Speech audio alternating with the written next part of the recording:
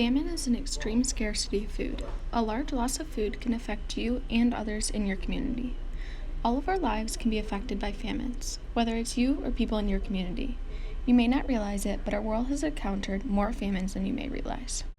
The Great Famine, the Bengal famine, and the famine in Yemen may be some of the larger famines that we have encountered over the centuries, but there are so many more, including the North Korea famine in 1994, Sahel drought that caused over 1 million deaths in 1968, and the Soviet famine of 1947. In our eyes, famine falls under the community frame. A loss of food in your community can cause people to be scared and starve. Famines are a very scary thing, so to learn about them and to become more educated can help you to better understand what's happening. Tesfashion Delelu is an Ethiopian himself. He has an incredible story about living through the Ethiopian famine of the 1980s. Millions of people were left without food or resources needed to rebuild their lives.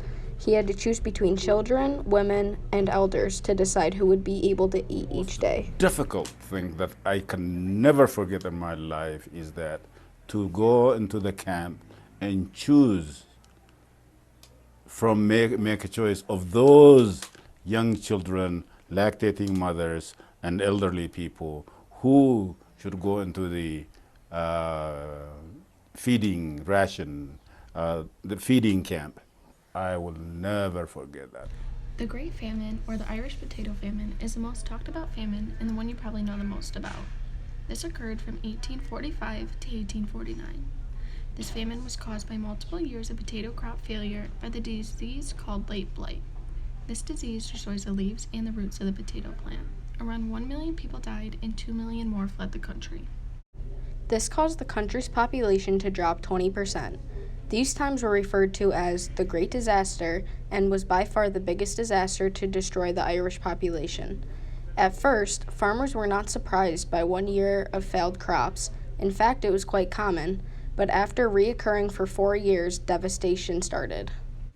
Potatoes were the only affordable food to feed families that would keep their stomachs full, so with a major decrease in this highly demanded food, it left millions searching for other affordable sources of food for their homes.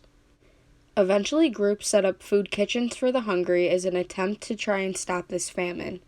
Another attempt by the government to try and save the population was to set up work homes to give food and trade for work so people didn't feel as if they were a charity and could work for what they were receiving.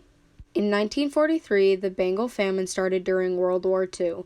Just like many other famines, there were many reasons for this to occur, and not just one person or thing at fault. A flood hit Bengal in January of 1943, causing the rice fields to flood with salt water and ended up killing around 14,000 people. After the flood, a disease broke out, wiping out the remaining rice plants.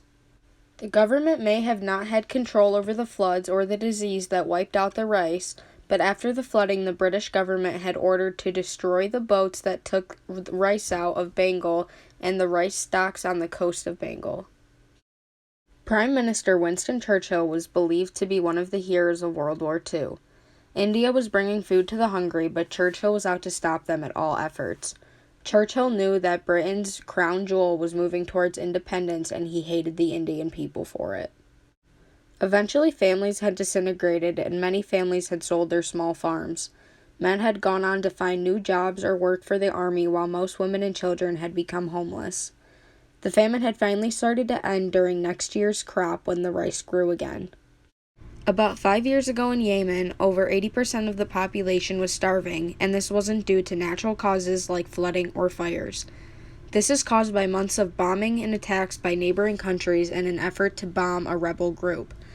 It is said that these Yemen civilians needed food, water, fuel, and daily life necessities. Famine is a really scary, reoccurring world issue. Famine can be caused by many different factors, including bombing, disease, drought, fire, flooding, and many more. With less than 2% of the world's population being farmers and supplying the majority of our food, increasing this percentage will not prevent famine from occurring.